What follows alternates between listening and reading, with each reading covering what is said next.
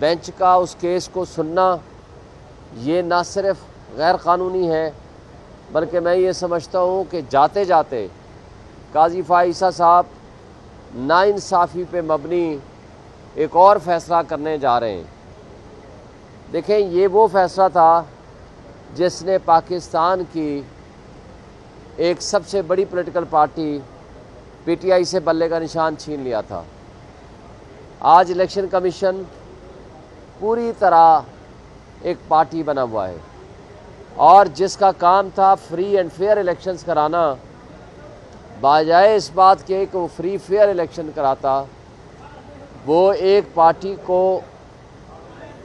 Crush करने, dismantle करने, उससे बल्ले का निशान छीनने के लिए बहुत तेज़ी से उसने काम किए, लेवल प्लेइंग फील्ड नहीं दिया।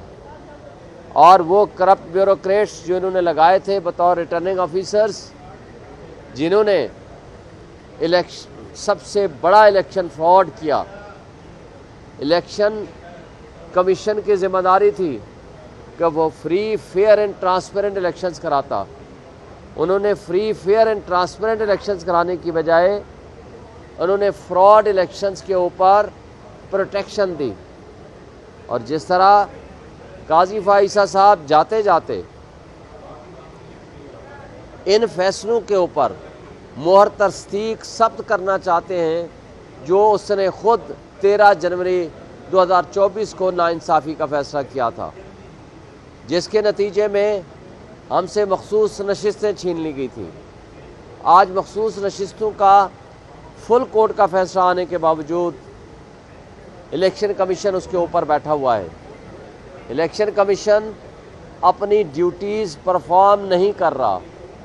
इलेक्शन कमीशन एक पार्टी बना हुआ है और उन सब को प्रोटेक्शन ऊपर से काजी फ़ाइज़ साहब दे रहे हैं। ये काबिल अफसोस बात है और मैं ये समझता हूँ कि अब काजी साहब का कन्फ्लिक्ट ऑफ इंटरेस्ट है, इस तरह के केस वो ना सुने, चूँकि वो सो कार्ड जो आईनी अदालत बनाने के रास्ते में वो राह हमवार कर रहे हैं, जिसके वो ख़ुद चीफ जस्टिस बनना चाहते हैं। इन कठपुतलियों के लिए ये 25 तारीख, जिसको वो ख़ुद कहते हैं, ये ज़रूरी भी है और मजबूरी भी है।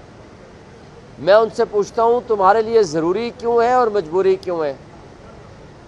मजबूरी इसलिए है कि आपको इस्टेब्लिशमेंट ने एक खैरात में लारा दिया हुआ है कि आप हमारे लिए ये काम कर दो, लोगों के हुकूक मुअत्तल कर दो, पॉलिटिकल पार्टीज़ के ख़िलाफ़, पीटीआई के ख़िलाफ़ ये फ़ैसला करा दो और लोटे तोड़ के ले आओ, तो हम आपको इक़्तिदार में भीख में कुछ दे देंगे।